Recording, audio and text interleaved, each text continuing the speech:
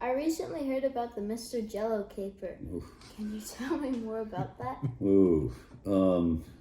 How much time do we have? It's a long story. I'll try and make it short. I was at Seattle, 1982. Myself, and Joe Simpson, and Richie Zisk got together. We were in Chicago. And Chicago is known for its nightlife, and especially an area called Rush Street. And our manager was Renee Latchman, and he used to like to go out after games and have a couple of social sparklers and come in a little late at night. Well, we, through the team's traveling secretary, we got a key to Renee Latchman's suite. Now he's our manager. We get a key to his suite. We go in there. Well, first we go to the store. We get 16 boxes of cherry Jello. Bring it back. We get into his suite. He's got a suite, so he's got 2 bathrooms in the suite, obviously two different rooms. But we took every bit of his furniture off his bed, the mattress, pillows, shoved that into his shower, undid all the lights. We took the mouthpiece out of his phone, so if he called somebody, nobody could hear him. Took the clocks unplugged his alarm clocks. We got soap and wrote words in French on the mirror. We toilet papered the whole room. And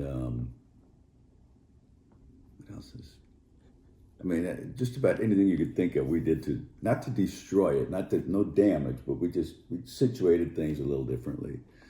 So when he got back, he was beside himself, and he actually was calling Richie Zisk, who was in on it, and Richie just knows what was going on. He's playing along, and he's like, I don't know who this is, but whoever's calling me, I have a game tomorrow, and I don't appreciate you calling me in the middle of the night, and hangs up. And I think Latch finally figured out he didn't have the mouthpiece in his phone, and he found it. Called Richie again and started yelling at him. Then the next morning, we go to the ballpark, and Latchman has a meeting. The manager has a meeting with the team and threatened to get the FBI out. He was going to find out, he was going to have us fingerprinted, he was going to give us lie detector tests. He was going to find out who did it. Because what we did, we took 8 boxes of cherry Jello and put in one toilet and filled it with ice and stirred it for a while. Took 8 boxes of Jello and poured it in the other toilet, added a bunch of ice to it, obviously trying to make Jello in the toilets. There was a whole lot of things, but we carried it on. Like every road trip after that, like the traveling secretary would have a bowl of Jello sent to his room. And Renee Latchman, he kept threatening that he was going to get us somehow, some way.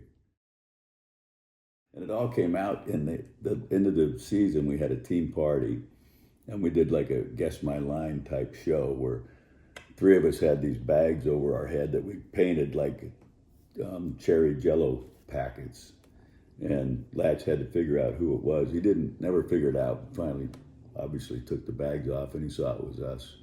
He thought for the whole time, he thought it was a guy named Bill Cottle, who was our all-star closer for us. And Cottle had nothing to do with it. And Latch, he never did figure it out until we told him. But that was probably the greatest, I think one of the best pranks ever.